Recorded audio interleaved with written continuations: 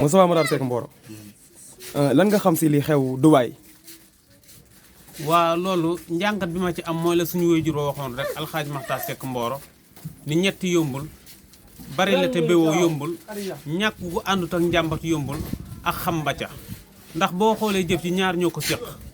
ka ca njëkk mooy ki nga xamante ne dafa bari le ba noppi boole ko bew ndax boo amee alal te sa jikko rafetul sa bànneexu bakkan rek ci ngay tënku te sa bànneexu bakkan da lay pousser ci plaisir bu nekk plaisir boo découvrir ba la nga ca bëgg lépp nga def ko ca yow day dem ba yow loola dalay sàppi lala sa bakkan di xiirtal mooy leneen moo tax ñi nga xamante dañoo am alal boole ko bewte lu ne nga leen di déggal ci ay xeeti ñaawteef. mais Moussa. est-ce que alal boobu nga est-ce que alal boobu jar naa li xew Dubaay ak lañ def li nga xamante ne ma rus naa ko wax sax. est-ce que alal jar na ko. waaw alal jaru ko ndax alal su màgg gaawee rek juddu ba rafetul. bari na borom alal jooy gis na nga rafet njort nag ci képp koo gis nag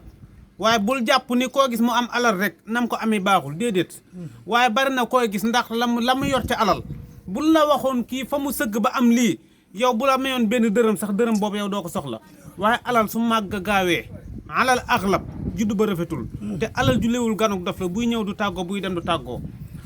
koll bi ribbaa guubu mboq la rafet futti lakk ñaaw futti lakk jërta ñëwee kenn waaye bëgg alali àddina bëgg a teral sa ndey teral sa baay wërte tax ngay jaay sa bopp di ko tayle ca yoonu Dubaay